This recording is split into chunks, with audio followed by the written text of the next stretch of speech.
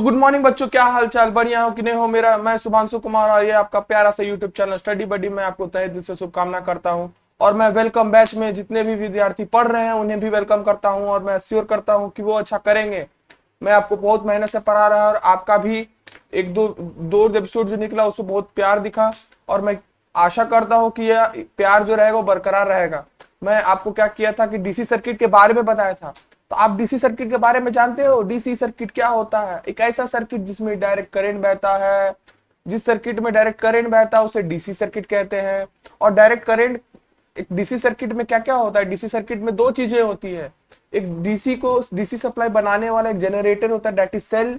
और एक क्या होता है? एक लोड होता है। Load can be in the form of R, can be in the form of L, can be in the form of C, और it can be in the form of R L, it can be in the form of L C, it can be in the form of R L C. मतलब क्या are L सी होगा या फिर are L सी का combination होगा। आप समझ गए। मैंने आपको बताया था कि डीसी सर्किट में क्या होता है, करंट और वोल्टेज क्या होता है, कांस्टेंट होता है। टाइम के साथ साथ हर एक पीरियड में देखिएगा तो वोल्टेज क्या होगा, कांस्टेंट होगा, चेंज नहीं करता है। और करंट भी क्या करेगा, हर एक पीरियड ऑफ टाइम में क्या करेगा, चेंज नहीं करेगा। सो डायरेक्ट करंट में क्या होता है कि वोल्टेज और करंट क्या होता है, टाइम के साथ चेंज नहीं करता है। अब मैं आपको ये भी चीज बताया था कि किरचॉफ लॉ क्या होता है। किरचॉफ भैया ने क्या कहा था? किरचॉफ भैया ने दो लॉ निकाला था, Kirchhoff voltage law, Kirchhoff current law. Kirchhoff current law में बताया गया था कि जितना करंट अंदर एक नोड के अंदर घुसता है उतना करंट बाहर निकलता है। मान ली 2 एम्पियर अंदर घुस रहा है तो 1 एम्पियर और 1 एम्पियर बाहर निकलेगा। और मान लीजिए 1 एम्पियर बाहर निकल रहा मतलब 2 एम्पियर अंदर घुस रहा होगा। इसका जस्टिफिकेशन मैंने 2 लेक्चर में बता दिया है। अगर आपने नहीं देखा है तो ऊपर देखिए, ऊपर ऊपर में देखिए आई बटन आ रहा है, वहां पर आप जा करके उस लेक्चर को देख सकते हैं। और मैंने आपको बताया था कि ओम्स लॉ क्या होता है। ओम्स लॉ के बारे में मैं आपको ये बताया था कि ओम्स लॉ क्या होता है कि जो आई होता है वो किसके प्रोपोर्शनल होता है, वी के बराबर, वी के proportional, sorry V is inversely, V is directly proportional to I. और हमने एक एक्सप्रेशन निकाला था I equals to G V, where G is conductance और G is inversely, G is equals to 1/g, means G जो होता है वो रेसिप्रोकल ऑफ रेजिस्टेंस होता है। मैं आपको देखिए क्या बताया था, ओम्स लॉ बताया था। ओम्स लॉ, ओम्स लॉ में मैंने आपको क्या बताया था, I equals to G V, where G जो होता है वो क्या होता है, जी इज इक्वल्स टू 1/r होता है। और ये जो r होता है इसको हम लोग क्या कहते हैं, रेजिस्टेंस कहते हैं। इसको हम लोग रेजिस्टेंस कहते हैं। और हमने आपको बताया था this is current and this is voltage. ये करंट है, ये वोल्टेज है। आपको ओम्स लॉ के बारे में मैं बताया था। फिर आपको मैं बताया था कि रेजिस्टेंस को अगर सीरीज में लगा दे तो क्या होता है, पैरेलल में लगा दे तो क्या होता है। अगर हम इसे क्या करूं कि सीरीज में लगा दूं, सीरीज में लगाऊंगा किसको, रेजिस्टेंस को। सीरीज में रेजिस्टेंस को लगाता हूं तो आर इक्विवेलेंट कितना आता है, R equivalent is equal to R1 plus R2 हो जाता है। और अगर पैरेलल में लगा देता हूं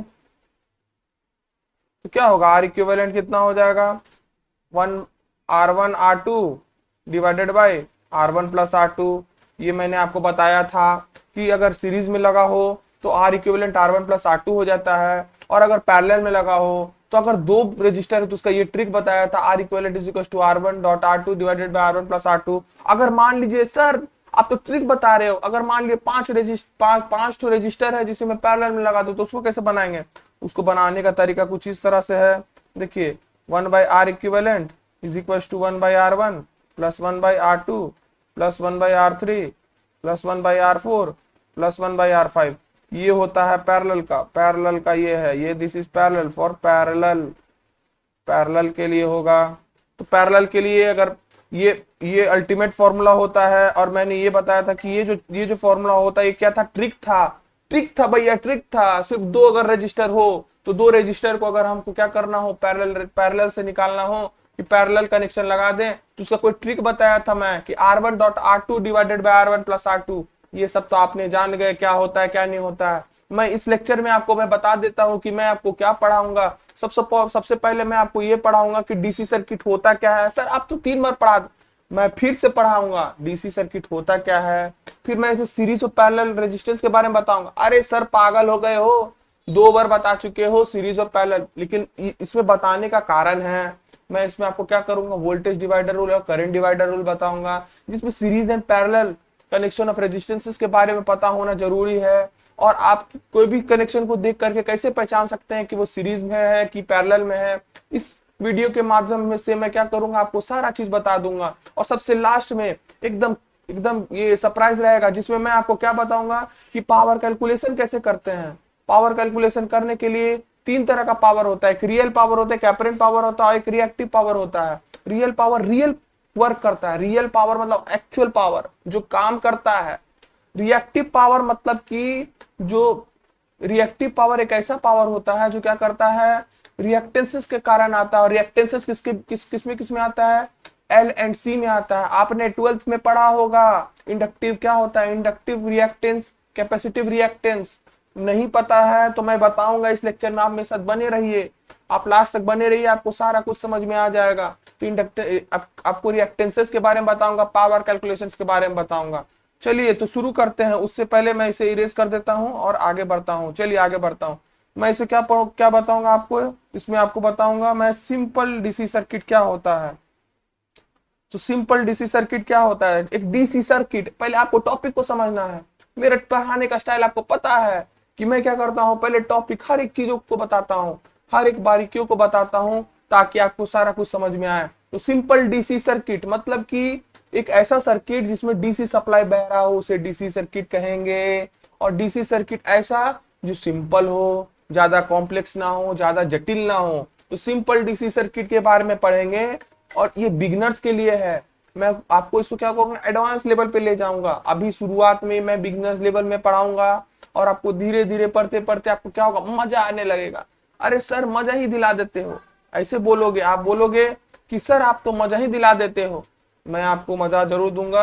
आपको क्या करूंगा, हर एक चीजों के बारे में एकदम डिटेल में बताऊंगा। तो सिंपल डीसी सर्किट क्या होता है, सिंपल डीसी सर्किट का मतलब एक ऐसा सर्किट जिसमें डीसी सप्लाई बहता हो। और डीसी सप्लाई किससे बहता हो, डीसी जनरेटर से बहता हो। और डीसी जनरेटर को यहाँ सेल कहा जा रहा है। Cell act as a DC generator, जो डीसी सप्लाई को बना रहा है, समझ रहे हैं, जो डीसी सप्लाई को बना रहा है। और एक लोड लगा हुआ है, load can be in the form of R, can be in the form of L, can be in the form of C और आर एल और आर सी और आर एल सी। समझ गए। चलिए आगे बढ़ते हैं। अब आपको मैं बताऊंगा कि इस लेक्चर में क्या क्या मैं बताऊंगा। Guide we will guide to understand the fundamental of simple DC circuit. Simple DC circuit के बारे में बताऊंगा, उसके फंडामेंटल्स के बारे में बताऊंगा। फंडामेंटल्स के बारे में मैं कुछ कुछ आपको उसके बारे में बता चुका हूं, जो आप पहले दो लेक्चर को रेफर करके समझ सकते हैं। इस लेक्चर में मैं क्या करूंगा, उसे और थोड़ा अच्छी तरीके से निहार करके बताऊंगा। चलिए इसमें हम लोग क्या पढ़ेंगे, ईएमएफ और पोटेंशियल डिफरेंस क्या होता है। ईएमएफ मतलब क्या होता है, पोटेंशियल डिफरेंस मतलब क्या होता है, समझ गए। तो ईएमएफ और पोटेंशियल डिफरेंस के बारे में समझेंगे। सीरीज एंड पैरेलल सर्किट के बारे में क्या समझेंगे। सीरीज एंड पैरेलल सर्किट आपको मैं तीसरी बार बताऊंगा। मैं इसलिए बता रहा हूं क्योंकि आपको करंट एंड वोल्टेज जो होता है, रूल होता है, वो पता होना चाहिए। नहीं पता है तो मैं आपको बताऊंगा कि सीरीज एंड पैरेलल सर्किट के थ्रू हम लोग कैसे करंट डिवाइडर रूल और पोटेंशियल डिवाइडर रूल कैसे उसको डिराइव कर सकते हैं। मैं डेरिवेशन भी बताऊंगा। मेरे पास आज पेन टैब है तो मैं आपको आज लिख लिख के बताऊंगा, जिससे क्या होगा, क्रिस्टल क्लियर हो जाएगा, पूरा कॉन्सेप्ट का सफाया हो जाएगा। आप एकदम तोप की तरह क्या करोगे, सारा कुछ, सारा कॉन्सेप्ट को ग्रैस्प कर लोगे और अपने एग्जाम में टॉप करके दिखाओगे। टॉप करके दिखाओगे कि नहीं दिखाओगे, माँ बाप का नाम रोशन करोगे कि नहीं करोगे। करोगे तो तुरंत कमेंट सेक्शन में जाइए और लिखिए यस सर, मैं अपने माँ बाप का क्या करूंगा, नाम को रोशन करूंगा। चलिए आगे बढ़ता हूं।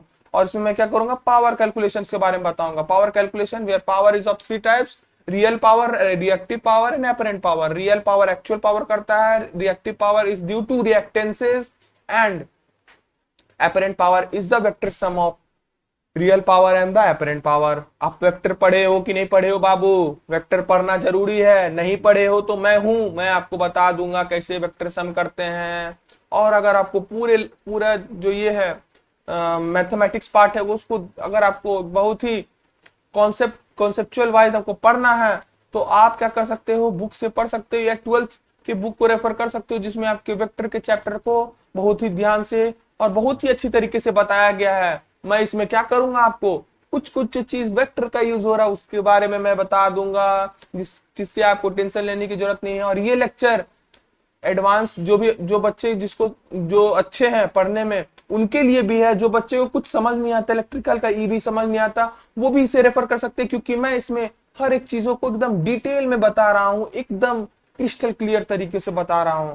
चलिए तो आगे बढ़ते हैं, इसमें पावर कैलकुलेशन के बारे में पढ़ूंगा और जर्नी जर्नी इसका जब लेक्चर खत्म हो जाएगा तो आपको क्या होगा, डीसी सर्किट में कैसे इलेक्ट्रिसिटी का बिहेवियर होता है उसके बारे में समझ जाइएगा कि डीसी सर्किट क्या होता है, करंट और वोल्टेज होता है, करंट और वोल्टेज एक पीरियड ऑफ टाइम के लिए क्या होता है, कांस्टेंट होता है, same with equal period of time, हर एक पीरियड ऑफ टाइम में क्या होगा, कांस्टेंट होगा, वोल्टेज में कोई कोई मतलब कि बदलाव नहीं आएगा, करंट में कोई बदलाव नहीं आएगा। अब बदलाव किस में आता है, एसी सर्किट में आता है। अल्टरनेटिंग करंट में क्या होता है, एक साइनोसॉइडल ग्राफ बनता है, साइनोसॉइडल ग्राफ में क्या होता है, पॉजिटिव हाफ साइकिल होता है, नेगेटिव हाफ साइकिल होता है। पॉजिटिव हाफ साइकिल में जो पोलैरिटी रहेगा नेगेटिव हाफ साइकिल में ठीक उसका पोजिट हो जाएगा। मान लीजिए पॉजिटिव हाफ साइकिल में प्लस ऊपर है, नेगेटिव नीचे है, तो आपको नेगेटिव हाफ साइकिल में क्या होगा, पॉजिटिव की जगह नेगेटिव आ जाएगा, नेगेटिव की जगह पॉजिटिव आ जाएगा। समझ गए। चलिए तो आगे बढ़ते हैं और इसमें क्या होगा, आप सर्किट प्रॉब्लम के बारे में, सर्किट प्रॉब्लम्स होता है, कुछ कुछ सर्किट प्रॉब्लम्स को भी आप सॉल्व कर पाइएगा।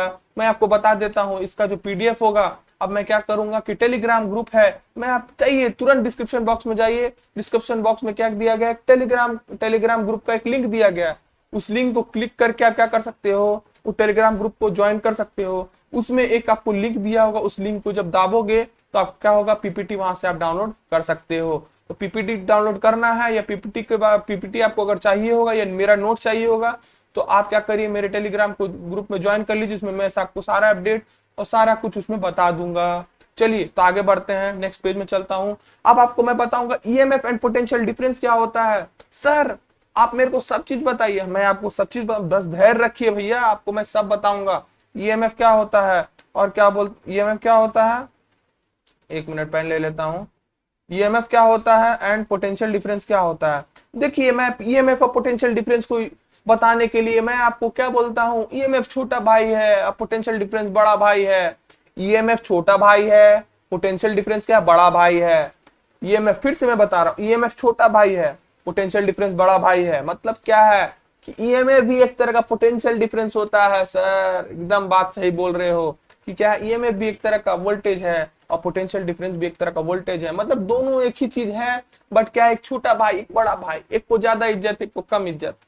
अब कैसे बनता है भैया ईएमएफ, कैसे बनता है पोटेंशियल डिफरेंस कैसे बनता है, इसके बारे में चलिए समझते हैं। पहले क्या है ईएमएफ के बारे में हम लोग समझेंगे कि ईएमएफ होता क्या है। देखिए ईएमएफ होता क्या है, ईएमएफ छोटा भाई, अरे छोटा भाई ऐसे मत लिख के आ जाना, मैं तो मजाक के लिए आपको क्या याद करने के लिए आपको बता देता हूँ, इसे एग्जाम में मत लिखिएगा कि ईएमएफ छोटा भाई है पोटेंशियल डिफरेंस बड़ा भाई है, नहीं। ईएमएफ क्या होता है कि देखिए पहले फर्स्ट ऑफ ऑल आप समझिए ईएमएफ को किससे डिनोट करते हैं। ईएमएफ को डिनोट करते हैं हम लोग, एक मिनट लेजर पॉइंटर ले लेता हूं। ईएमएफ होता है उसको ई से डिनोट करते हैं। EMF is often represented by symbol E, is the energy provided by a source like a battery to move a unit charge around a complete circuit. किसी भी कंप्लीट सर्किट में किसी भी चार्ज को एक जगह से दूसरी जगह मूव करते हैं तो उसके कारण ईएमएफ बनता है। मतलब क्या,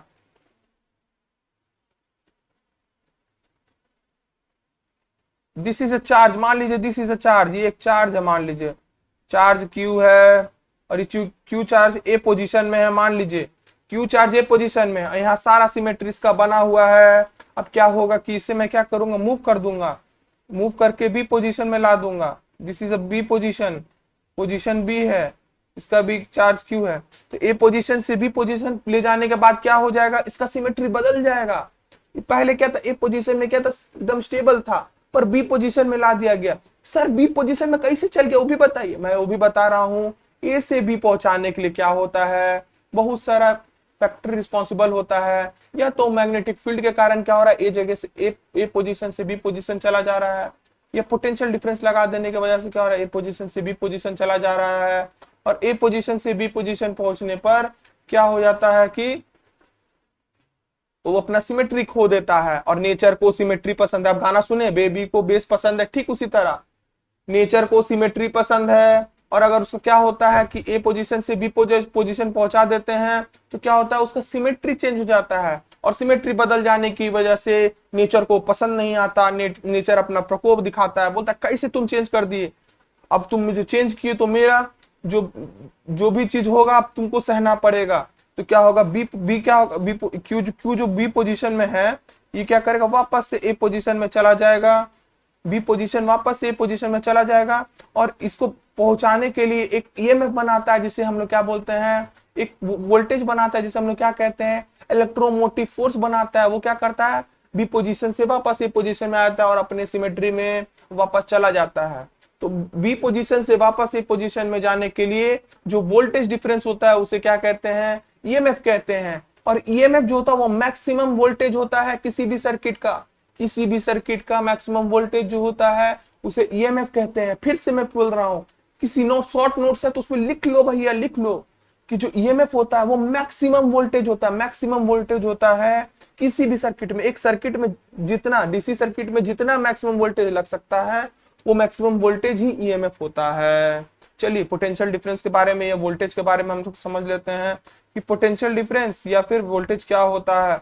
इसको पहले वी से डिनोट करते हैं, ईएमएफ को ई से डिनोट करते थे तो वो वोल्टेज पोटेंशियल डिफरेंस को वी से डिनोट करेंगे। और ये क्या होता है, इलेक्ट्रिकल पोटेंशियल डिफरेंस होता है, इलेक्ट्रिकल पोटेंशियल एनर्जी डिफरेंस होता है। मान लीजिए ए पोजीशन से बी पोजीशन जाना है, मैं आपको क्या बोला था कि ए से बी चला गया तो उसमें कुछ फैक्टर इन्वॉल्व होंगे, उसमें एक फैक्टर पोटेंशियल डिफरेंस भी हो सकता है।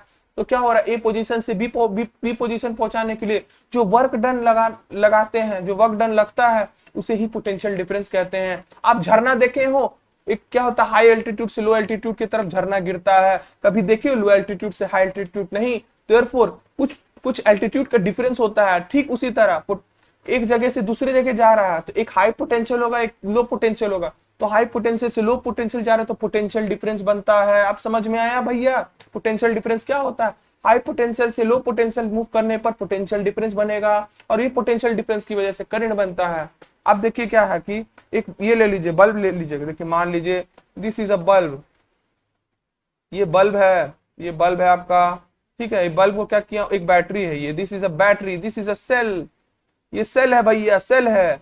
इसका ये पॉजिटिव साइड है, ये निगेटिव साइड है। और इसका क्या है, ये मान लीजिए दो है साइड, एक पॉजिटिव साइड है और एक निगेटिव साइड है। अगर इसका एक साइड पॉजिटिव में लग जाए और इसका एक साइड निगेटिव में लग जाए तो क्या बल्ब ग्लो करेगा, हाँ करेगा। मतलब क्या, इसका पहले पोटेंशियल डिफरेंस बना रहे हो, पोटेंशियल डिफरेंस बनाने पर क्या हो रहा है कि करंट दौड़ रहा है। तो करंट दौड़ रहा है तो करंट क्या होगा, यहाँ से मूव करते करते करते करते इधर से मूव करके वापस निगेटिव में आएगा, क्लोज लूप बना देगा और क्लोज लूप के कारण बल्ब जल जाएगा। अब आपको मैं बताता हूं कैसे करंट बहता। अब आपको मैंने बताया था कि एक सेल होता है और सेल में क्या होता है कि बड़ा डंटा, एक छोटा डंटा होता है, बड़ा डंटा में पॉजिटिव चार्ज होता है और छोटे डंटे में निगेटिव चार्ज होता है। अब आपको मैंने बताया था कि बड़े डंटे से क्या होता है, करंट निकलता है, छोटे डंटे से करंट अंदर घुसता है। कैसे घुसता है वो मैं बता देता हूं आज।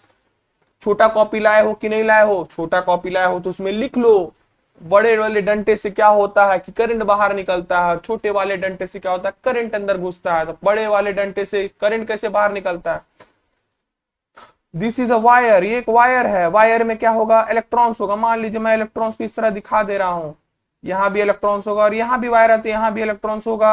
अभी क्या है, ये इलेक्ट्रॉन्स क्या होता है, पॉजिटिवली चार्ज होता है। मेरी तरफ देखो, इलेक्ट्रॉन पॉजिटिवली चार्ज होता है कि निगेटिवली चार्ज होता है, जिसको पता है कमेंट सेक्शन में जाकर के लिख दीजिए, sir electron is positively charge और इलेक्ट्रॉन इज नेगेटिवली चार्ज। तो अगर इलेक्ट्रॉन निगेटिवली चार्ज होगा, इलेक्ट्रॉन निगेटिवली चार्ज होता है, देयरफॉर इलेक्ट्रॉन क्या होगा, पॉजिटिव की तरफ अट्रैक्ट करता है।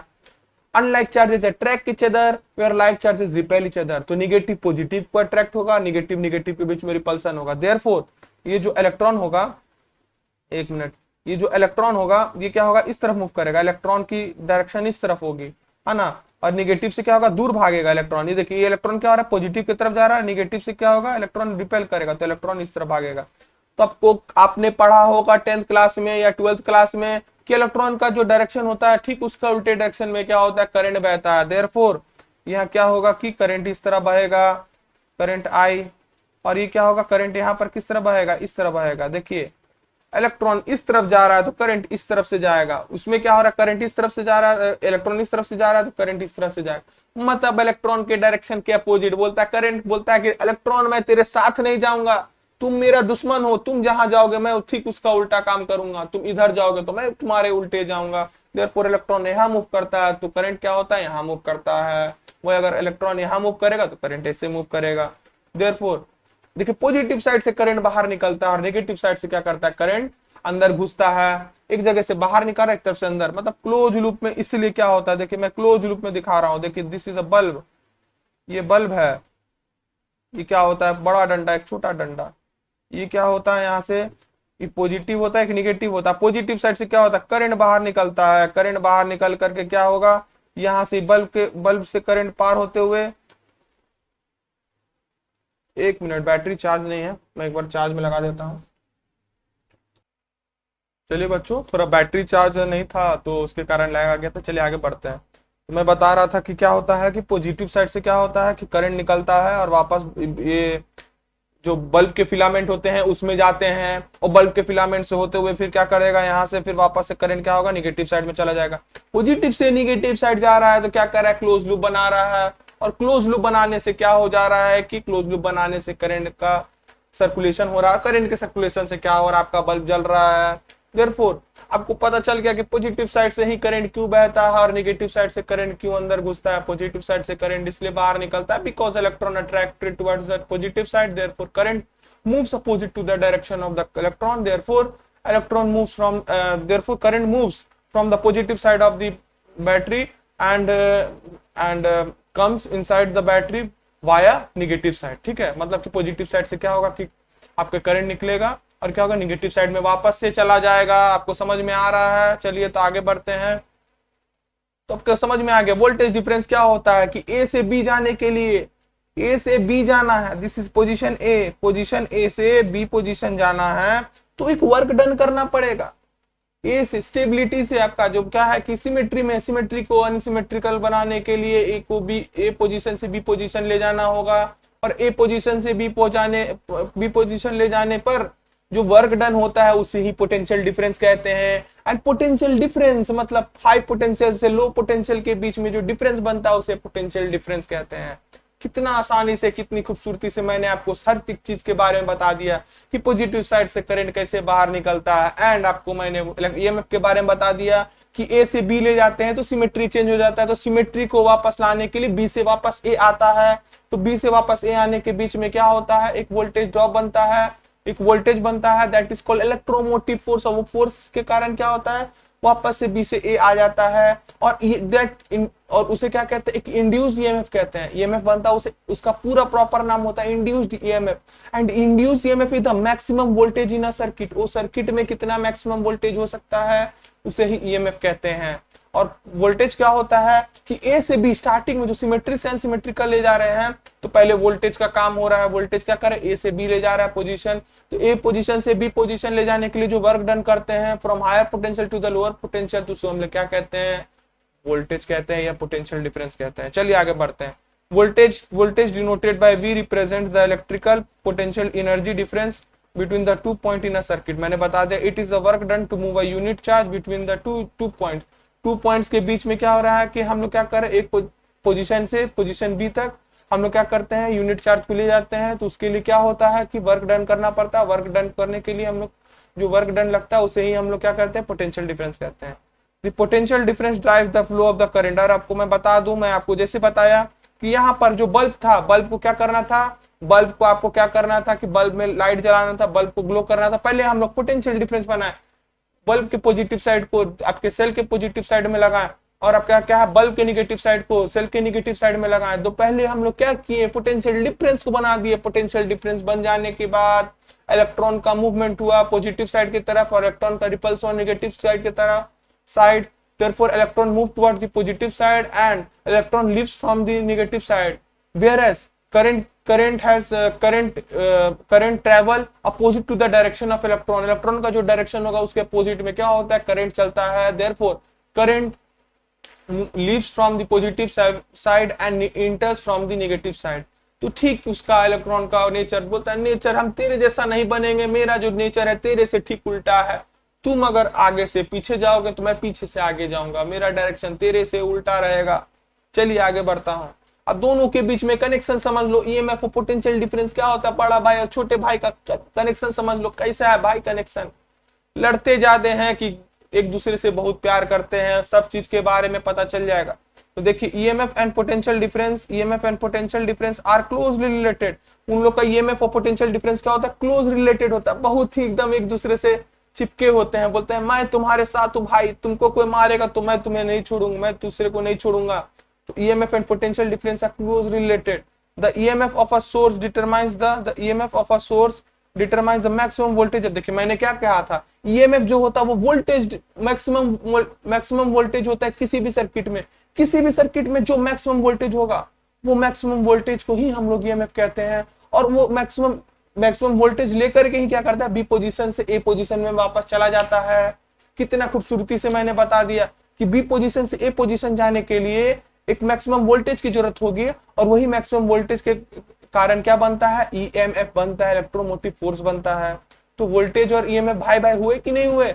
वोल्टेज का सहारा ले रहा है कि नहीं ईएमएफ? ईएमएफ को जब संकट पड़ता है तो क्या करता है, अपना भाई को बुलाता है, वोल्टेज भाई इधर आओ इधर आओ। तो वोल्टेज भाई दौड़े दौड़े जाता है और बोलता है ईएमएफ भाई को कि मैं हूं ना, मैं हूं, आपको मैक्सिमम वोल्टेज चाहिए, मैं मैक्सिमम वोल्टेज दूंगा और आपको क्या करूंगा, जनरेट करूंगा। ठीक है, तो here potential difference across specific component in a circuit can be less than the EMF due to internal resistance within the source. देखिए किसी भी सोर्स का एक इंटरनल रेजिस्टेंस होता है, तो किसी भी सोर्स का इंटरनल जो रेजिस्टेंस रहेगा, मान ली एम मीटर है तो एम मीटर का अपना इंटरनल रेजिस्टेंस होगा, वोल्ट मीटर है तो वोल्ट मीटर का अपना इंटरनल रेजिस्टेंस रहेगा, और अगर मान ली कोई भी कंपोनेंट है तो उसका इंटरनल रेजिस्टेंस रहेगा। तो इंटरनल रेजिस्टेंस के कारण क्या होता है, ईएमएफ बनता है। क्योंकि इंटरनल रेजिस्टेंस में क्या होता है कि आपका इंटरनल रेजिस्टेंस में क्या होता है आपका कि देख लीजिए, मान लीजिए एम मीटर है, मान ली एम मीटर, तो एम मीटर में कॉइल होगा, कॉइल होगा मतलब क्या, यहाँ से अगर करंट दे रहे हैं तो यहाँ से करंट बाहर निकलेगा, मतलब करंट ऐसे से गोल गोल घूमेगा। और आपको मैं बताया था कि कभी भी इंडक्टर में क्या होता है, करंट बहता है तो उसका क्या बनता है, मैग्नेटिक फील्ड बनता है। देयरफॉर यहाँ क्या हो गया, मैग्नेटिक फील्ड बने, और इसी मैग्नेटिक फील्ड के कारण क्या होगा, जो चार्ज होगा वो सिमेट्री से अनसिमेट्री में चल जाएगा, चार्ज पोजीशन ए से पोजीशन बी में चला जाएगा, यही मैग्नेटिक फील्ड। बिकॉज क्या करता है इंडक्टर, एनर्जी स्टोर करता है इन the form of magnetic field, है ना। मैग्नेटिक फील्ड के तौर पर क्या करता है, आपका जो ये रहता है एनर्जी होता है सो स्टोर करता है। तो उस एनर्जी स्टोरेज के कारण वर्क डन होता है, क्या करता है, ए पोजीशन से बी पोजीशन से चला जाता है जो करंट, मतलब कि मान लीजिए ए पोजीशन से बी पोजीशन चला गया, करंट के कारण क्या हो गया, चार्जेस ए पोजीशन से बी पोजीशन की तरफ चला गया, तो बी पोजीशन से वापस ए पोजीशन की तरफ जाएगा, और उस पोजीशन में जाने के लिए बी से ए जाने के बीच में जो वोल्टेज डिफरेंट बनेगा उसे ईएमएफ कहेंगे। और यहाँ आपको समझ में आ गया, ए से बी जाने के लिए यह कौन रिस्पॉन्सिबल है, मैग्नेटिक फील्ड रिस्पॉन्सिबल है। चलिए आगे बढ़ता हूं। देखिए कैसे करंट बह रहा है और कैसे बल्ब जल रहा है, इसके बारे में आपको थोड़ा देर पहले बताया। देखिए पॉजिटिव, ये पॉजिटिव है और ये निगेटिव है, तो पॉजिटिव से क्या कर रहा है, करंट निकल रहा है और निगेटिव में वापस चला जा रहा है और क्लोज लूप बना रहा है, और इसी के कारण क्या हो रहा है, बल्ब ग्लो कर रहा है। ठीक है, करंट इज फ्लो, करंट क्या लिखा है, current is the flow of electron in a circuit. तो मतलब क्या होता है, करंट क्या होता है, flow of electron in circuit. Electron के फ्लो होने की वजह से क्या होता है, करंट बनता है। इलेक्ट्रॉन का जो डायरेक्शन होता है ठीक उसका ठीक उसके अपोजिट डायरेक्शन में करंट बहता है। मतलब इलेक्ट्रॉन मान लीजिए लेफ्ट टू राइट जा रहा है, तो करंट भैया बोलेगा मैं तुम्हारा पीछा नहीं करूंगा, मैं तुम्हारे उल्टा काम करूंगा। तुम अगर लेफ्ट से राइट जा रहे हो तो मैं राइट से लेफ्ट जाऊंगा। ठीक है, चलिए आगे बढ़ता हूं। अब देखिए क्या है, वोल्टेज है और रेजिस्टेंस है। वोल्टेज के कारण मैंने आपको बताया था, वोल्टेज के कारण क्या बनता है, करंट बनता है। और रेजिस्टेंस का काम क्या होता है, बोलता है करंट भैया मैं तुम्हें नहीं जाने दूंगा। कबड्डी का खेल खेलने लगेगा, बोले नहीं जाने दूंगा, कोई कोई को पकड़ लेगा। लेकिन कुछ कुछ क्या है, बहुत नादान होते हैं करंट, कुछ कुछ करंट क्या करेंगे, उसे पछाड़ करके चले जाएंगे। तो देयरफॉर रेजिस्टेंस क्या कर, रेजिस्ट करता है, वो नहीं जाने देता है, किसी किसी इलेक्ट्रॉन को बोलते नहीं जाने देता। आपको मैंने बताया current is the flow of electron, flow of electron की वजह से क्या होता है, करंट बनता है। तो फ्लो ऑफ इलेक्ट्रॉन को क्या करेगा, वोल्टेज रोकेगा, बोले रुक जाओ भैया, वोल्टेज ऑफ इलेक्ट्रॉन भैया रुक जाओ। इलेक्ट्रॉन भैया रुकने के कारण क्या होगा, करंट भी कम हो जाएगा, करंट कम कर देता है रेजिस्टेंस। वही यहाँ पर दिखाया गया, देखो रोक रहा है, हाथ ऐसे से कर रहा है, मतलब रोक रहा है भैया, इलेक्ट्रॉन भैया तुम्हें नहीं जाने दूंगा, तुम्हें रोक दूंगा तो मैं क्या करूंगा, करंट को भी कम कर दूंगा। ठीक है, और इस रेजिस्टेंस के कारण क्या होता है, हीटिंग इफेक्ट भी देखने मिलता है। ठीक है, इससे हीटिंग इफेक्ट भी देखने मिलता है। हीटिंग इफेक्ट, अगर रेजिस्टेंस बढ़ा दोगे तो ज्यादा इलेक्ट्रॉन को रोक देगा, ज्यादा इलेक्ट्रॉन रुक जाने के कारण क्या होगा, उस स्पेसिफिक जगह में क्या हो जाएगा, हीटिंग प्रोड्यूस हो जाएगा। चलिए आगे बढ़ता हूं। अब आपको मैं समझाऊंगा series circuit, parallel circuit. Sir कितना बार बताओगे, पागल कर दोगे क्या? मैं पागल नहीं करूंगा, मैं यहाँ आपको series circuit and parallel circuit पढ़ा रहा हूँ, इसका कुछ रीजन है। कुछ रीजन की वजह से मैं क्या कर रहा हूँ, आपको series circuit and parallel circuit पढ़ा रहा हूँ। आपको सब्र रखना है और सुनते रहना है। आप चलिए अब आप इस ये जो मैं स्लाइड पढ़ाऊंगा इसमें आप ही जवाब दीजिएगा कि क्या होता है क्या नहीं होता है। फर्स्ट ऑफ ऑल बताइए सीरीज सर्किट को आप कैसे पहचान सकते हैं। मेरी तरफ देखो और मेरे को बोलो, उधर मत देखो, इधर मत देखो, मेरी तरफ देखो। क्या क्या हो सकता है सीरीज सर्किट को पहचानने का, क्या क्या तरीका हो सकता है। सीरीज सर्किट में मैंने आपको बताया था कि एक सिंगल पाथ में फ्लो करता है, जो रहेगा करंट वो सिंगल पाथ में फ्लो करता है और करंट चेंज नहीं होता है। देयरफॉर तो हम यहां लिख सकते हैं कि सीरीज में क्या होता है, सीरीज में आई सेम रहता है और वोल्टेज ड्रॉप होता है। वोल्टेज मतलब डिफरेंट होता है ना।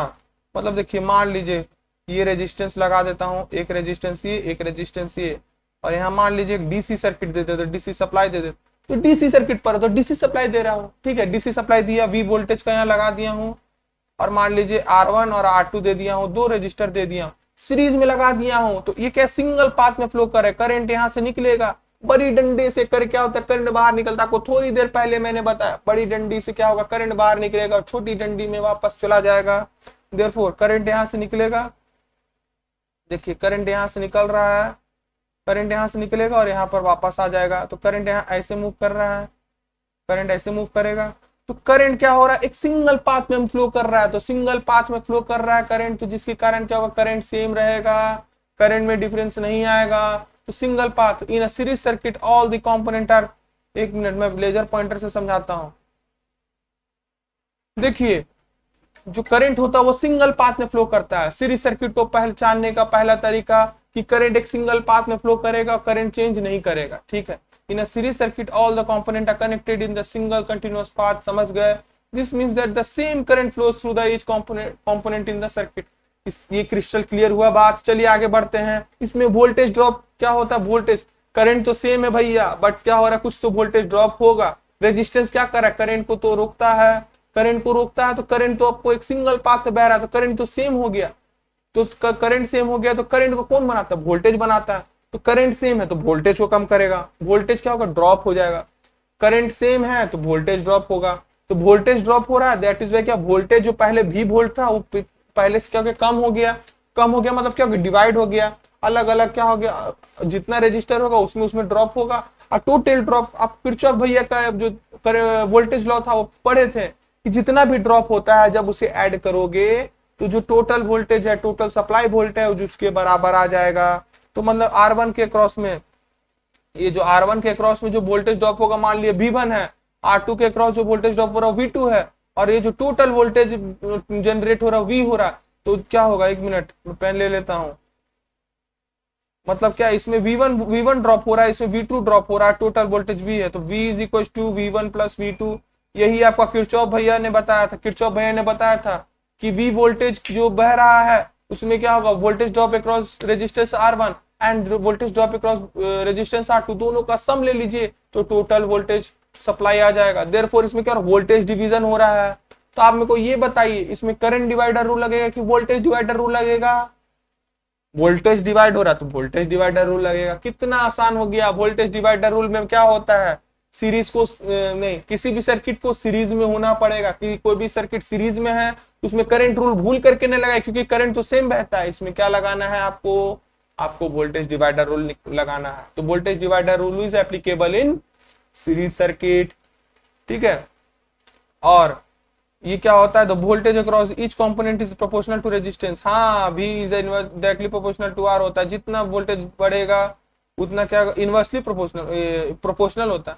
जितना रेजिस्टेंस बढ़ेगा उतना वोल्टेज में ड्रॉप आएगा, वोल्टेज ड्रॉप भी उतना ही बढ़ेगा, वोल्टेज ड्रॉप उतना ही बढ़ेगा। जितना रेजिस्टेंस बढ़ रहा है वोल्टेज ड्रॉप उतना ही बढ़ रहा है। तो जितना वोल्टेज बढ़ रहा है, करंट तो सेम बह रहा है, करंट को कौन बना रहा है, वोल्टेज बना रहा है। तो रेजिस्टेंस के कारण वोल्टेज में कुछ ड्रॉप आ जाएगा।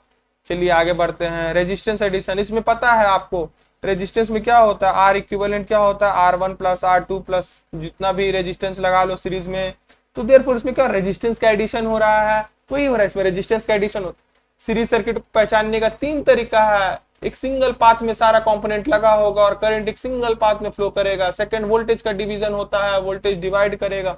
और तीसरा होता है रेजिस्टेंस का एडिशन होता है, रेजिस्टेंस ऐड होता है। आपको मैं तीनों के बारे में क्रिस्टल क्लियर तरीके से बता दिया।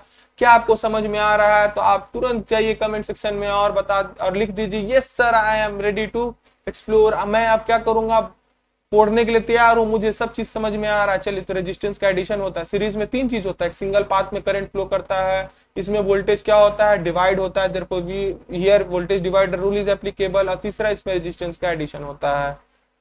चलिए आगे बढ़ते हैं। अब पैरेलल सर्किट के बारे में से पढ़ते हैं। अब इसमें सीरीज में क्या होता है, सिंगल पाथ में फ्लो करता है, इसमें मल्टीपल पाथ में फ्लो करेगा, इसमें ब्रांचिंग होगा। देखिए कैसे है, देखिए ऐसे है रेजिस्टेंस, एक रेजिस्टेंस, और यहाँ क्या करते हैं, एक इंडक्टर लगा लेते हैं। उसके ठीक दूसरे पाथ में क्या होगा, ब्रांचिंग लगा होगा, दूसरा रजिस्टर लगा होगा, तीसरा रजिस्टर ऐसे लगा होगा। मान लीजिए ऐसे है, तो मतलब क्या है कि करंट अगर एक पाथ से बह रहा है तो ब्रांचिंग के कारण, मान लो आई करंट बह रहा है, तो ब्रांचिंग कारण 3 करंट टूट जाएगा, क्योंकि एक करंट अब कहाँ बहेगा, 3 उसको रास्ता दिख गया। आप कोई रास्ते से जा रहे हो और आपको सिंगल है 3 रास्ता दिख गया, तो आप क्या करोगे, किसी एक रास्ते से जाओगे। बट करंट ऐसा नहीं करता है, वो क्या करेगा, तीनों में बांट देगा, अपने आप को तोड़ करके तीनों में बोलेगा तुम इधर चल जाओ, तुम सीधे चल जाओ, तुम इधर चल जाओ। करंट भैया बहुत चालाक है, मैं सब चीज का लुत्फ उठाऊंगा, जहां भी अच्छा रास्ता मिलेगा वहां से तो जो जाऊंगा ही जाऊंगा, बट सब जगह में मैं बढ़ जाऊंगा। देयरफॉर क्या करता है, ये हर एक पाथ में बढ़ जाता है।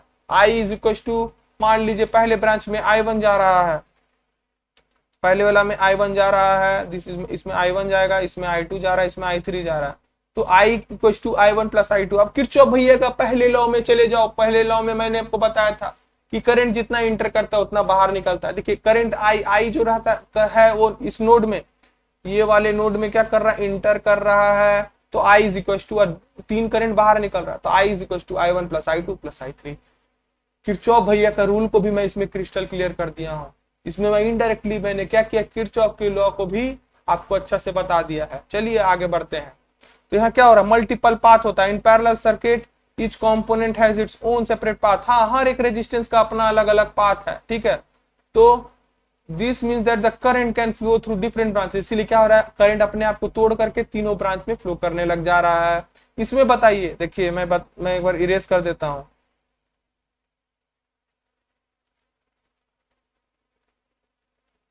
फिर से मैं फ्रेशली बना करके आपको समझा देता हूं।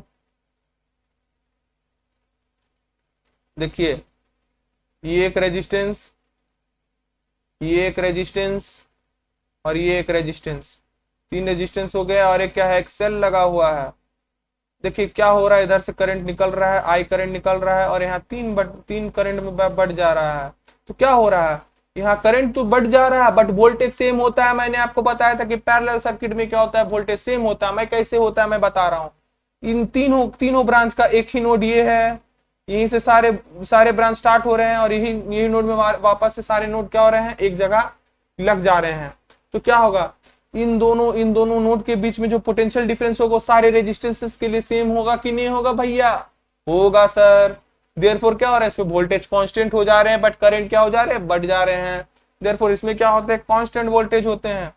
Voltage is constant, the voltage across each component in a parallel circuit is the same equal to the voltage supplied to the battery. जितना वोल्टेज बैटरी दे रहा है उतना ही वोल्टेज उस पॉइंट में भी पाया जाएंगे, ठीक है। उसमें कोई वोल्टेज ड्रॉप नहीं आएगा, क्योंकि जितना भी ड्रॉप आ रहा है वो तीनों वोल्टेज उसमें सेम आ रहा है, क्योंकि एक ही सेम नोड से तीनों ब्रांच निकल रहे हैं, और एक ही सेम नोड से सारे क्या हो रहे हैं, मीट कर रहे हैं। तो एक जगह से सारे निकल रहे हैं, एक जगह में सब आकर के मीट कर रहे हैं। तो ऊपर वाले जो रेजिस्टेंस है दैट इज R1, ये R1 है, मान लीजिए R1 R2 और ये R3 है। तो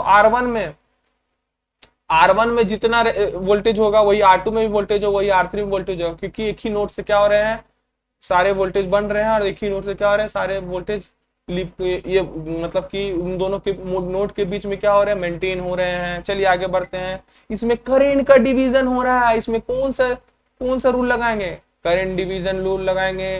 करंट डिवीजन रूल में क्या होता है, total current from a battery among these different branches of the parallel circuit the current through each। देखिए करंट डिवाइडर रूल और वोल्टेज डिवाइडर रूल का पर्पस को समझ लीजिए। करंट डिवाइडर रूल इसलिए निकालते हैं कि कोई भी ब्रांच में आपको करंट निकालना हो तो वो फॉर्मूला को बस पुट करिए और कोई भी ब्रांच में करंट है उसे निकाल लीजिए। कितना मस्ट आपको मैं थ्योरी पढ़ा रहा हूँ, इससे क्या होगा कि आप कोई भी क्वेश्चन को एकदम चुटकी बजा करके कर सकते हैं। आपको कोई बोल दे किसी ब्रांच में करंट, कोई पैरेलल सर्किट में आपको कोई बोल दे कि आपको इस पे क्या करना है, किसी ब्रांच में आपको क्या निकालना है, किसी ब्रांच में आपको करंट निकालना है, तो आप करंट डिवीजन रूल लगा दीजिए। अब आपको सीरीज सर्किट में कोई बोल दे कि वोल्टेज ड्रॉप निकालना है, तो आप क्या यूज करेंगे, वोल्टेज डिवाइडर रूल यूज करेंगे। चलिए तो आगे मैं बताता हूँ। पहले पोटेंशियल डिवाइडर रूल के बारे में समझ लेते हैं, that is voltage divider rule के बारे में हम लोग पहले समझ लेते हैं। The voltage divider is the series of the register and capacitor. मतलब ये क्या है, रजिस्टर और कैपेसिटर का क्या होता है, सीरीज में लगे होते हैं। वोल्टेज डिवाइडर रूल को क्या होता है, किस में एप्लीकेबल होता है, सीरीज सर्किट में एप्लीकेबल होता है। अब उस सीरीज सर्किट में आप कुछ भी लगा लीजिए, लोड तो कुछ भी हो सकता है, रजिस्टर हो सकता है, कैपेसिटर हो सकता है, कुछ भी हो सकता है भैया, टेंशन नॉट। आपको बस ये समझना है कि ये सीरीज में लगेगा, तो सीरीज में कुछ भी हो सकता है, वोल्टेज भी हो सकता है, कैपेसिटर भी हो सकता है, इंडक्टर भी हो सकता है। चलिए ठीक है, तो वोल्टेज डिवाइडर रूल क्या होगा, सीरीज ऑफ रजिस्टर कैपेसिटर के लिए लगेगा, जिसको क्या होगा, इसमें इंटरमीडिएट पॉइंट होगा जो क्या करेगा, स्पेसिफिक फ्रैक्शन ऑफ वोल्टेज को जनरेट करेगा।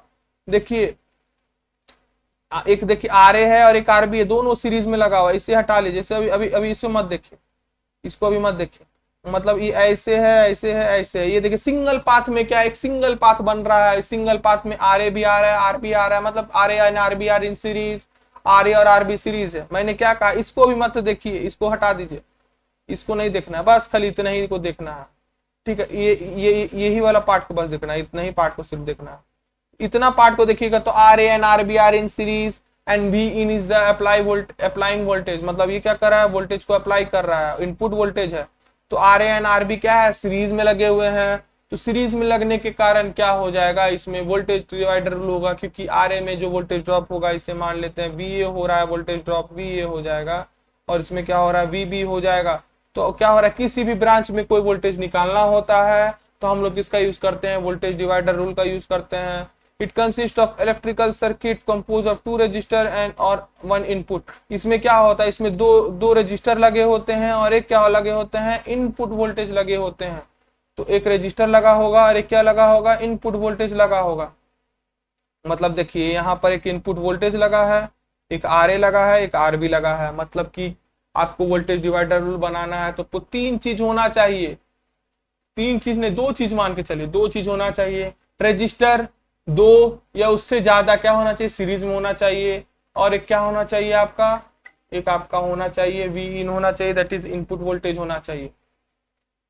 तो in a circuit 2 resistor are connected in series. इसमें आपको जो यहाँ साइड में जो दिया हुआ है, ये वाला जो सर्किट दिया हुआ है, इसमें आपको क्या किया, 2 रजिस्टर लगाया है और एक इनपुट वोल्टेज लगाया है।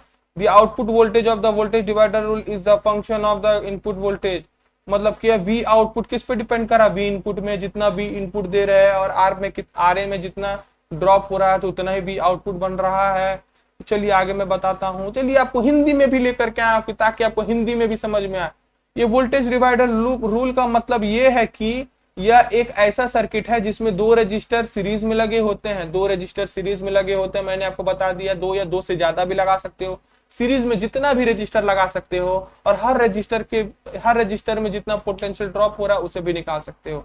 जब इन रजिस्टर को दोनों एंड पर एक इनपुट वोल्टेज दिया जाता है, देखिए दोनों एंड पर क्या क्या एक इनपुट वोल्टेज दिया जा रहा है, तो क्या होगा, तो यह इनपुट वोल्टेज 2 पार्ट में डिवाइड हो जाएगा। तो ये इनपुट वोल्टेज 2 पार्ट में डिवाइड हो जाएगा, मतलब कि आर ए में कुछ पोटेंशियल ड्रॉप हो जाएगा, आरबी में कुछ पोटेंशियल ड्रॉप हो जा रहा है। देयरफॉर वी इन क्या हो रहा है, 2 पार्ट में बढ़ जा रहा है, that is potential drop in R1 and potential drop in R2। तो यहाँ आर ए आर बी है, मतलब potential drop in R A and potential drop in R B, दो वोल्टेज ड्रॉप में क्या हो रहा है, बढ़ जा रहा है। और हमें रजिस्टर के बीच किसी भी इंटरमीडिएट पॉइंट पर एक स्पेसिफिक वोल्टेज मिल सकता है। मतलब बोलने का मतलब यह है कि किसी भी रजिस्टर के बीच में हमको अगर कोई वोल्टेज निकालना है तो हम इसका रूल को यूज, इसका सिंपल का मतलब यही है कि यहाँ जो साइड में जो सर्किट दिया, यहाँ जो उस साइड में जो सर्किट दिया हुआ है, वहां पर क्या हो रहा है कि 2 रजिस्टर यूज किया है, एक इनपुट वोल्टेज यूज किया है। और क्या है, किसी भी वोल्टेज मैंने मान लिया आरबी में मेरे को क्या निकालना है, आरबी में मेरे को निकालना है कितना पोटेंशियल ड्रॉप हो रहा है। तो मैं कैसे निकालूंगा, आरबी में कितना पोटेंशियल ड्रॉप हो रहा है उसे निकालने के लिए हम लोग क्या करेंगे कि पोटेंशियल डिवाइडर रूल का यूज करेंगे। यही बस इधर में लिखा है। सीरीज में रजिस्टर लगा हुआ है, करंट सर्किट में 2 रजिस्टर के बाद एक सीरीज में लगाया जाता है, सीरीज में लगाया जाता है, ठीक है। ये रजिस्टर के दोनों एंड पर एक इनपुट वोल्टेज दिया जाता है। इसमें क्या होता है कि दोनों एंड पर एक इनपुट वोल्टेज दिया जाता है। इस समय बता चुका हूँ वोल्टेज डिवाइडर रूल डिवाइड होना, वोल्टेज डिवाइडर रूल लगाना तो वोल्टेज तो डिवाइड होना चाहिए, भी मैंने बता दिया। ये मतलब दो ड्रॉप तो होना चाहिए, दो से ज्यादा ड्रॉप तो होना ही चाहिए। इनपुट वोल्टेज रजिस्टर के रेजिस्टेंस के रेशियो के हिसाब से डिवाइड हो जाता है। जो रजिस्टर ज्यादा रेजिस्टेंस वाला होगा उस पर ज्यादा वोल्टेज ड्रॉप। सही बात है। मैंने आपको क्या बताया था, V is directly proportional to R होता है। V is directly proportional to R। Resistance जितना ज्यादा होगा वोल्टेज ड्रॉप उतना ज्यादा होगा, वोल्टेज रेजिस्टेंस जितना ज्यादा होगा वोल्टेज ड्रॉप उतना ज्यादा होगा। इसके बारे में मैंने आपको बता दिया। चलिए आगे बढ़ते हैं, ज्यादा इसमें टाइम जाया नहीं करते हैं। ये सब चीज मैं बता चुका हूँ, फिर से हिंदी में बता रहा हूँ, ठीक है। उससे उस पर ज्यादा वोल्टेज ड्रॉप होगा, और जो काम रेजिस्टेंस वाला होगा उस पर कम रेजिस्टेंस, जिसका रेजिस्टेंस कम होगा उस पर वोल्टेज ड्रॉप कम होगा। वही बोल रहा है यहाँ पर। वोल्टेज डिवाइडर रूल का फॉर्मूला कोई देख लीजिए, V output is equal to V output, मतलब ये आरबी के क्रॉस आपको वोल्टेज निकालना है, और आरबी के क्रॉस वोल्टेज क्या दिया, वी आउटपुट दिया। तो V output is equal to कितना हो जाएगा, V output is equal to R B, मतलब किसका पहले वोल्टेज ड्रॉप है, आरबी का वोल्टेज ड्रॉप है, तो यहाँ आरबी लिख दीजिए, डिवाइडेड बाय टोटल कितना है, आर इक्विवेलेंट, मतलब R A plus R B, R A plus R B, है ना, इनटू वी इनपुट। यही फॉर्मूला होता है, ठीक है। चलिए इसको मैं डिराइव कर देता हूं। चलिए थोड़ा लैग आ गया था। चलिए इसका मैं डेरिवेशन आपको बता देता हूं कि V output is equal to R B divided by R A plus R B कैसे हो रहा है, इनटू वी इनपुट। चलिए इसका डेरिवेशन बना देता हूं, बताता हूं। चलिए तो आप तैयार है कि नहीं है, तैयार है तो यस लिख दीजिए कमेंट बॉक्स में। चलिए तो क्या लिखता हूं, derivation, derivation, derivation, derivation of current, current voltage divider rule, voltage divider rule, voltage divider rule का डेरिवेशन कर लेते हैं। पहले मैं फिगर बना देता हूं। तो फिगर में क्या होगा, सीरीज में लगा होगा, एक आर ए होगा और एक आर बी होगा, this is R A and this is R B, और एक क्या होगा, इनपुट वोल्टेज होगा। मैंने क्या कहा था कि आपको वोल्टेज डिवाइडर रूल के लिए क्या करना होगा, सर्किट बनाना हो तो दो या दो से ज्यादा क्या करना है, रजिस्टर को सीरीज में लगा देना है, और एक वी इनपुट होना चाहिए। तो देयरफॉर यहाँ वी इनपुट है, तो आर ए में कुछ वोल्टेज ड्रॉप वी ए होगा, आर बी में कुछ वोल्टेज ड्रॉप वी बी हो जाएगा। तो क्या होगा, आपको मैंने किरचॉफ भैया ने कुछ आपको बताया था, क्या बताया था भैया, वोल्टेज बोला था कि जो V इनपुट होता है वो किसके बराबर होता है, V input is equal to V A plus V B हो जाता है, और V in is equal to क्या लिख सकते हैं, V इन माइनस, सॉरी, तो V इन क्या हो जाएगा, V in is equal to V A plus V B को देखो यहाँ क्या लिखा है, वी बी को यहाँ V आउटपुट लिखा है, आरबी में क्या हो रहा है, वोल्टेज ड्रॉप वीबी हो रहा है, वीबी यहाँ दिया हुआ वी आउटपुट, यहाँ मैं वी आउटपुट भी लिख सकता हूँ, पर मैं वी आउटपुट नहीं वीबी को वीबी ही लिख करके कर देता हूँ। चलिए वीबी ही यहाँ रहने देते हैं। तो क्या होगा यहाँ पर कि वी इन बाय वीबी कर देता, मैं दोनों साइड वीबी कर देता हूँ। चलिए वीबी मैं दोनों साइड कर देता हूँ, तो क्या दिक्कत है, वीबी मैं रहने देता हूँ, यहाँ वीबी बाय वीबी हो जाएगा, तो वीबी वीबी कट जाएगा और यहाँ 1 हो जाएगा, ये 1 हो जाएगा। तो क्या हो गया, V in by V B is equal to V A by V B plus 1, ये हो गया। अब मैं क्या करूंगा, इसको अब इसको मैं तोड़ दूंगा, यहाँ क्या करूंगा, इसको मैं पहले सॉल्व करूंगा, ये वाला चीज को मैं सॉल्व करूंगा। इक्वल टू क्या हो जाएगा आपका, V A plus V B divided by V B हो जाएगा कि नहीं होगा भैया, हो जाएगा। Therefore V B by V input कर दूं, इसको रेसिप्रोकल कर दूं, वी बी को ऊपर ले जाऊं, वी इन को नीचे ले जाऊं, तो क्या करूंगा, लेफ्ट हैंड साइड रेसिप्रोकल, तो राइट हैंड साइड भी रेसिप्रोकल हो जाएगा, तो V B divided by V A plus V B हो जाएगा। ठीक है, अब क्या करूं, अब यहाँ पर वी इन यहाँ पर है, अब इसको क्या करूंगा, राइट हैंड साइड ले जाऊंगा, लेफ्ट हैंड साइड में वी इन है, वो भी डिवाइड में है, वहां जाएगा तो क्या होगा भैया, डिवाइड वहां जाके इनटू हो जाता है, तो therefore V B is equal to V in into में V B divided by V A plus V B हो जाएगा। और आप जानते हैं कि अब जानते हैं कि सीरीज में क्या होता है, करंट क्या होता है, सेम होता है, वोल्टेज क्या होता है, डिवाइड होता है। तो यहाँ लिख देता हूँ, सीरीज में होता है ये वाला वोल्टेज डिवाइडर सीरीज में लगता है, और इसमें क्या होता है, आई सेम होता है, आई सेम होता है और वोल्टेज डिफरेंट होता है। तो यहाँ क्या होगा, वीबी क्या बनेगा, आई इंटू आर बी बनेगा।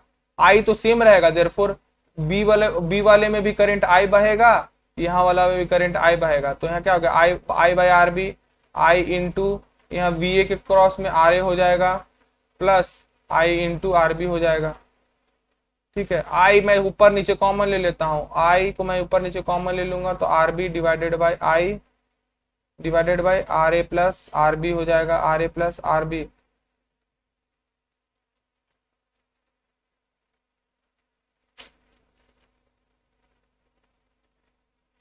कट गया भैया, एक मिनट, क्या हो गया।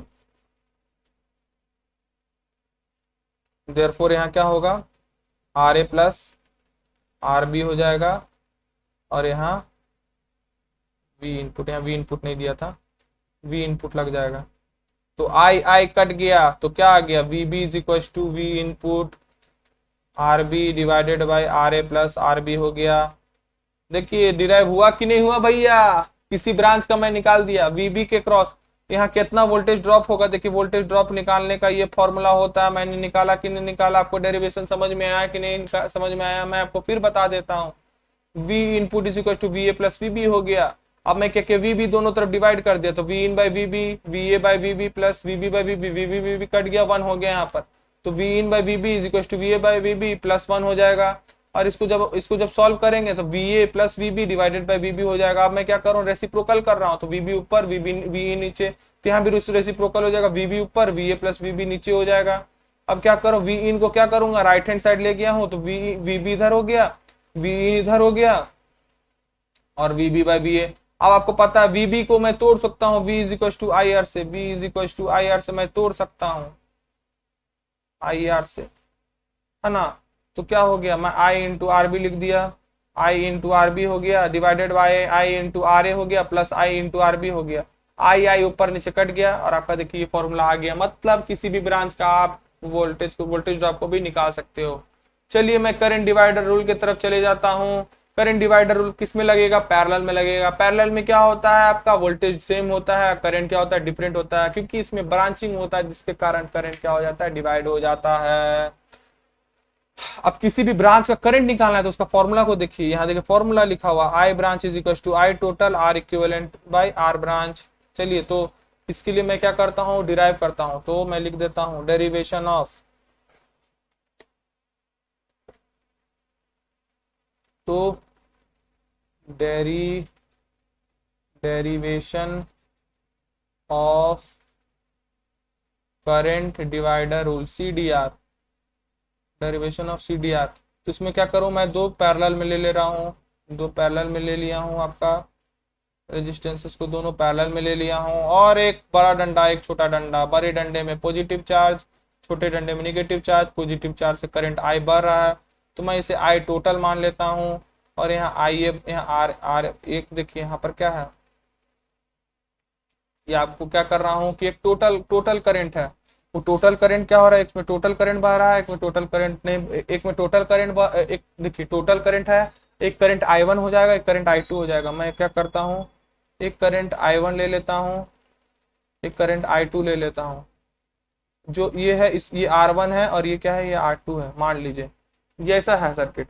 एक आई टोटल बह रहा है, एक I1 में टूट जा रहा है, एक I2 में टूट जा रहा है, एक R1 में कुछ I1 करंट जा रहा है, एक R2 में आई करंट एक R2 में I2 करंट जा रहा है। तो आप फॉर्मूला जानते हो पोटेंशियल आपका पैरेलल का क्या होता है, आर इक्विवेलेंट का फॉर्मूला मेरे को बताओ। R equivalent is equal to R1 dot R2 divided by R1 plus R2 होता है कि नहीं भैया, होता है भैया।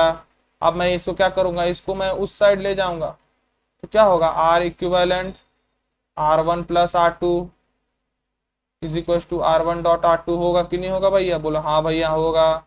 अब क्या करूंगा, R equivalent R1 plus R equivalent R2 is equal to R1 dot R2।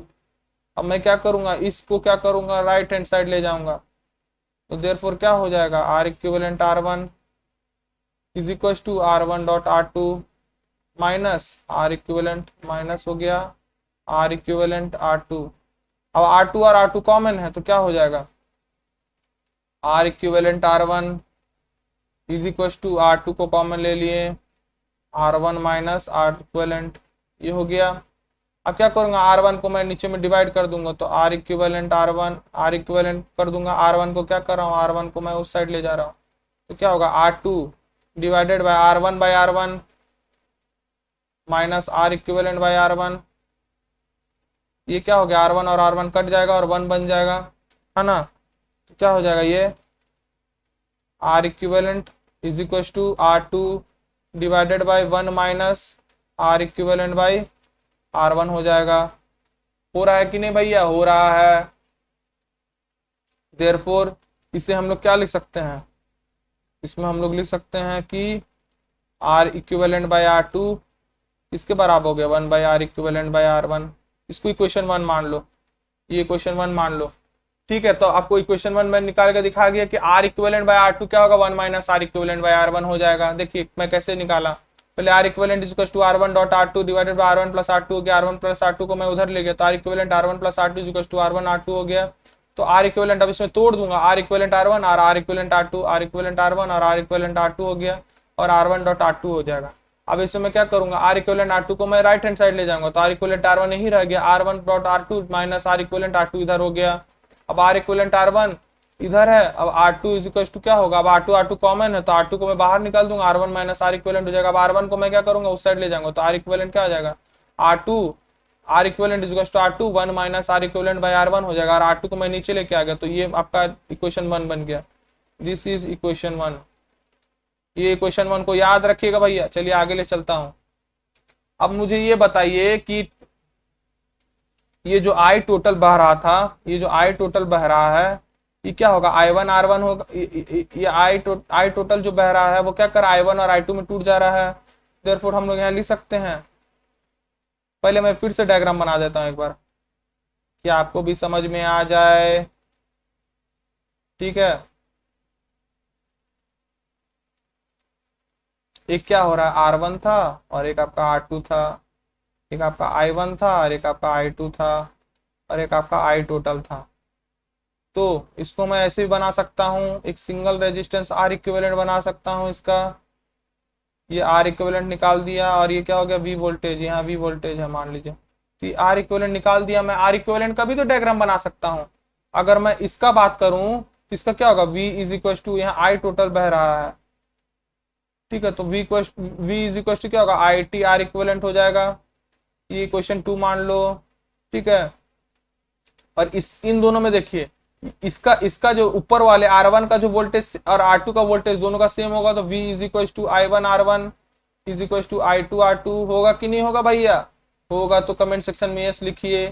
अब क्या करता हूं, V के जगह में हम IT R इक्विवेलेंट भी लिख सकते हैं, IT R equivalent is equal to I1 R1, ये लिख सकता हूं कि नहीं लिख सकता हूं भैया। देखिए वही, देखिए उसी तरह किया गया। देखिए V is equal to I1 R1, V equal to I2 R2। अब क्या किया है, 2 को क्या किया, 1 के साथ सब्सटीट्यूट कर दिया तो V is equal to I1 R1 is equal to IT R equivalent हो सकता है। यहाँ IT इंटू R इक्विवेलेंट, देखिए IT into R equivalent is equal to I1 R1, वही किया है, देखिए है ना, वही किया हुआ है। अब क्या किया है कि देखिए, अब मैं बता रहा हूँ, यहाँ क्या किया है कि देखिए, यहाँ I टोटल को I1 मतलब कि देखिए यहाँ से I1 जो होता है ये वाला I1, इसको I1 को यहाँ ले लिया है और ये R1 को क्या कर दिया, वहां शिफ्ट कर दिया है। तो क्या होगा, I total R equivalent by R1 हो जाएगा, होगा कि नहीं भैया। अब आप ये भी जानते हैं कि I टोटल बराबर क्या होता है, I1 प्लस I2 होता है ना। तो अब यहाँ है ना I2 होता है तो I2 इज इक्वल टू क्या लिख सकते हैं, I टोटल माइनस I1 लिख सकते हो, है ना। और I total is equal to minus I1 के जगह ये लिख सकते हो भैया, I1 के जगह ये लिख लीजिए, I total R equivalent by R1 हो जाएगा।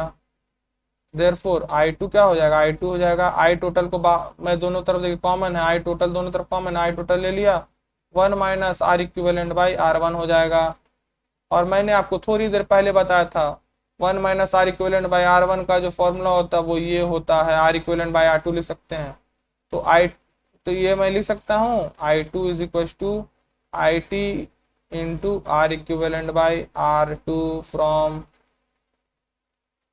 फ्रॉम इक्वेशन 1, ये इक्वेशन 1 के कारण हुआ, फ्रॉम इक्वेशन वन के कारण क्या हो रहा है, आई टू क्या हो रहा है, I T R equivalent by R two. देखिए यही फॉर्मूला था क्या, देखिए I branch is equal to, I branch में क्या हो गया, मैं बी ब्रांच का बात कर रहा हूँ तो मैं आई बी लिखूंगा, तो आई टोटल आई टी हो जाएगा into R equivalent by R B हो जाएगा। देखिए वही आया formula, I two into I two is equal to I T R equivalent by R two. देखिए फॉर्मूला बन गया। वोल्टेज करंट डिवाइडर रूल भी का आप डेरिवेशन कर लिए, वोल्टेज डिवाइडर रूल का भी डेरिवेशन कर लिए। तो मैं दुआ करता हूँ कि आपको हर एक चीज को बारे में समझ में आया होगा और आप क्रिस्टल क्लियर समझ गए होंगे। Voltage divider rule is used for voltage drop to calculate the voltage drop of any resistor, but the current divider rule is used to determine the current in any branch. किसी भी branch में current निकालना हो तो हम current divider rule लगाएंगे, किसी भी रेजिस्टेंस में वोल्टेज ड्रॉप निकालना है तो हम वोल्टेज डिवाइडर रूल लगाएंगे। चलिए हम लोग पढ़ते हैं अब पावर ट्रायंगल। पावर ट्रायंगल के बारे में पढ़ लेते हैं भैया। पावर ट्रायंगल क्या होता है, पावर ट्रायंगल, पहले लेजर पॉइंटर लेते हैं और स्टार्ट कर देते हैं। पावर ट्रायंगल में देखिए इस तरह का ट्रायंगल बनता है, पावर ट्रायंगल। ट्रायंगल में पावर, तो ट्रायंगल का सबसे नीचे वाले पार्ट को हम लोग क्या बोलते हैं, ट्रू पावर बोलते हैं। परपेंडिकुलर वाले पार्ट को क्या बोलते हैं, रिएक्टिव पावर बोलते हैं। और ये हाइपोटेनस को एपरेट पावर। तो आपने पढ़ा होगा राइट एंगल ट्रायंगल में क्या, बेस यहाँ ट्रू पावर है, परपेंडिकुलर आपका क्या है, रिएक्टिव पावर है, और आपका जो हाइपोटेनस है वो क्या है, एपरेंट पावर है। और हाइपोटेनस को हम कैसे निकालते थे, मान लीजिए ये ए होता, रुकिए देखिए मैं पेन ले लेता हूं, मान लीजिए ये ए होता और ये मान लीजिए बी होता, तो इसे निकालने के लिए क्या होता था, ए स्क्वायर प्लस बी स्क्वायर, ऐसे निकालते थे। याद आ रहा है आपको, जूनियर ब्रांच में पढ़े थे, जूनियर क्लास में पढ़े थे। तो true power is always present at the base, ये बेस में हमेशा रहेगा, ये क्या परपेंडिकुलर में रहेगा, ठीक है। और ये एपरेंट पावर कहाँ रहेगा, हाइपोटेनस में रहेगा। रियल पावर को हम लोग वॉट से, एक मिनट में इरेज कर देता हूँ और आपको से अच्छे से बताता हूँ।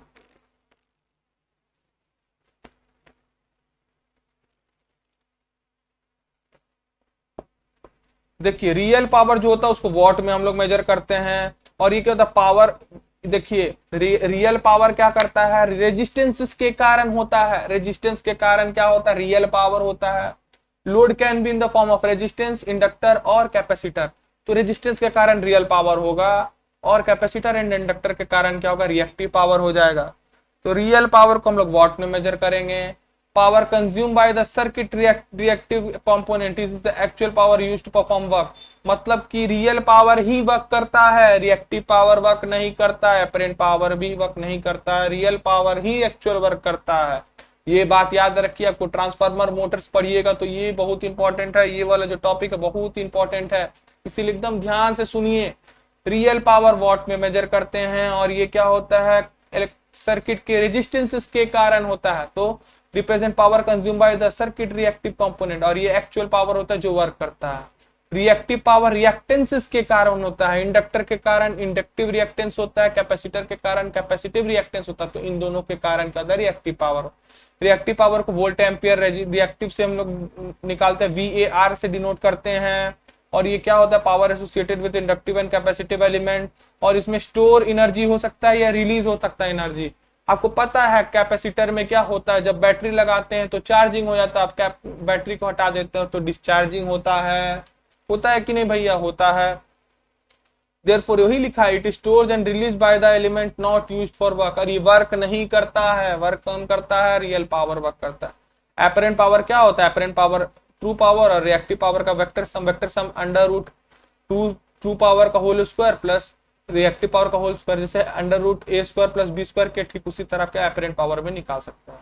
चलिए रियल पावर के बारे में समझिए। रियल पावर आपको पता है एक्चुअल वर्क करता है। तो real power is the power that is consume by the reactive element. जितना भी हीटिंग एलिमेंट होता है, जितना भी बल्ब होता है, सब में रेजिस्टेंस होता है, रिएक्टेंस किसी में, किसी बल्ब में देखे हो कैपेसिटेंस लगा हो, किसी बल्ब में देखे हो आपका इंडक्टेंस लगा हो, नहीं, हर एक बल्ब में रेजिस्टेंसेस लगा होता है, देयरफॉर वो एक्चुअल वर्क करता है। तो real power is the power that actually consumes by the resistive element like resistors, heating element and light bulbs. It is the power used to perform work such as generating heat और light. समझ गए। Calculation कैसे करता है, P = I²R। आपका real power का formula क्या होता है, रियल पावर का फॉर्मूला होता है, एक मिनट बल्ब ये ले लेता हूं, पेन ले लेता हूं और आपको बताता हूं। देखिए रियल पावर का फॉर्मूला होता है आपका I²R। ये आई स्क्वायर आर फॉर्मूला होता है रियल पावर का, समझ गए। Where I is the current flowing through the resistor, I current flowing through the resistor, R is the R and R is the resistance of a resistor, ठीक है। इसका unit what होता है। और एक वॉट को कैसे डिफाइन कर सकते हैं, एक जूल ऑफ एनर्जी एक सेकंड में, एक सेकंड में जितना, एक सेकंड में जितना जूल ऑफ एनर्जी, एक सेकंड में अगर एक जूल ऑफ एनर्जी कंज्यूम होता है तो उसको हम लोग एक वॉट बोलते हैं। एक सेकंड में एक जूल ऑफ एनर्जी स्टोर होगा तो उसको हम क्या कहेंगे, कंज्यूम होगा तो उसको क्या कहेंगे, एक वॉट कहेंगे। चलिए reactive power, reactive power reactances के कारण आता है, इंडक्टिव एंड कैपेसिटिव रिएक्टेंसेस के कारण आता है, वही लिखा हुआ है। देखिए reactive power is a power associated with inductive and capacitive component in a circuit. It is not work for the, it is not used for work, work में यूज नहीं होता है, यूज कौन आता है, रियल पावर होता है। But rather store and release by these element causing the phase shift of the voltage and current। मतलब देखिए ये करंट और वोल्टेज के फेज शिफ्ट में भी मदद करते हैं। आपको मैं फेज शिफ्ट के बारे में भी बताऊंगा, पावर फैक्टर के बारे में बताऊंगा, मैं आपको आगे बताऊंगा, आप टेंशन मत लीजिए, बस इतना जान जाइए कि जो रिएक्टिव पावर होता है वो क्या करता है, फेज शिफ्ट करने में मदद करता है वोल्टेज और करंट के बीच में। आपको चलिए थोड़ा सा आइडिया दे देता हूँ। आप पढ़े हैं कैपेसिटर और इंडक्टर, और आप आरएलसी सर्किट में आप देखे होंगे कि जो कैपेसिटर होता था वो क्या करता था, लैग करता था, है ना। करंट एंड वोल्टेज का आप देखे थे ना, करंट क्या करता था, लैग करता था, और आपका कैपेसिटर क्या करता था, लीड करता था। तो करंट से वोल्टेज तो क्या होता था, लीडिंग के केस में क्या 90 डिग्री क्या कर रहा है, लैग कर रहा है, तो 90 डिग्री लैग कर रहा है, जो 90 डिग्री है वही तो फेज शिफ्ट है। तो रिएक्टिव पावर का काम क्या होता है, फेज शिफ्ट बनाना होता है। वही रेजिस्टेंसेस क्या होता है, उसका कोई फेज शिफ्ट नहीं होता, वो करंट जहां है वही फेज में क्या होगा, वोल्टेज होगा। तो क्या करंट के फेज में वोल्टेज होगा, देयरफॉर इसमें कोई फेज शिफ्ट नहीं होता, therefore it is a real power. जिसमें फेज शिफ्ट होगा वो क्या होगा, रिएक्टिव पावर होगा।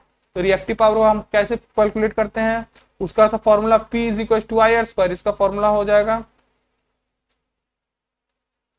देखिए P का क्या था, आई स्क्वायर आर था फॉर्मूला, ये रियल पावर था, है ना। और ये इसको Q से डिनोट करते हैं, तो Q हो जाएगा आई स्क्वायर एक्स, एक्स रिएक्टेंसेस के लिए होता है यूज। ये क्या हो गया, रिएक्टिव पावर, रिएक्टिव पावर, ये रिएक्टिव पावर है, ठीक है।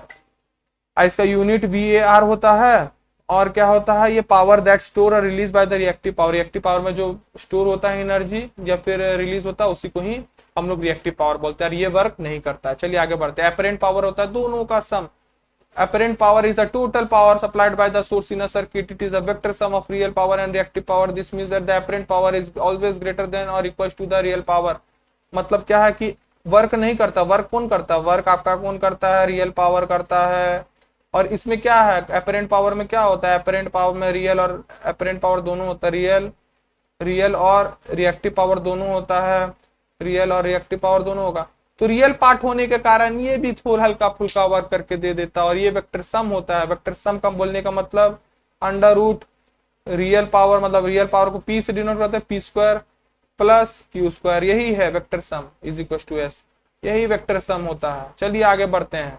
कैलकुलेशन, अपरेंट पावर को हम लोग देखिए जो मैं फॉर्मूला लिखा उसी से कैलकुलेट करते हैं, जहां P रियल पावर है, Q रिएक्टिव पावर है, और the product of voltage and current in a circuit है। चलिए, और इसको हम लोग क्या करते हैं, S से डिनोट करते हैं, और S का फॉर्मूला एक और होता है, देखिए मैं बता रहा हूँ। S का फॉर्मूला एक होता है, S is equal to V into I, वही लिखा है। It is a product of voltage and current. Voltage और करंट का क्या होता है, ये होता है प्रोडक्ट होता है। चलिए आगे बढ़ते हैं और यूनिट के बारे में समझते हैं। इसका यूनिट वोल्ट एम्पियर होता है, और ये टोटल पावर जितना भी सोर्स अप्लाई, जितना भी सोर्स का जो वोल्टेज और इंडक्टर दोनों अगर होगा तो उसमें दोनों होगा, रिएक्टिव पावर भी होगा, रियल पावर भी होगा। तो इसमें दोनों का मिश्रण होता है, इसमें दोनों का पावर होता है, रियल पावर भी होता है, रिएक्टिव पावर भी होता है।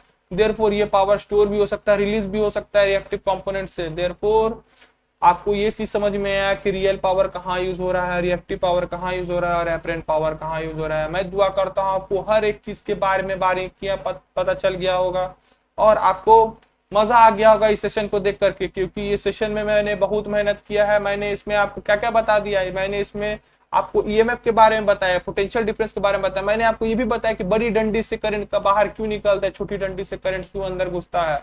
फिर मैंने आपको इसमें क्या हो गया, सीरीज और पैरेलल को पहचानने का तरीका बताया। फिर मैंने आपको सीरीज से क्या होता है, सीरीज से आप सीरीज में क्या होता है, करंट सेम होता है, वोल्टेज डिफरेंट होता है, तो देयरफॉर इसमें वोल्टेज डिवाइडर रूल बताया, और वोल्टेज डिवाइडर रूल का डेरिवेशन में बताया।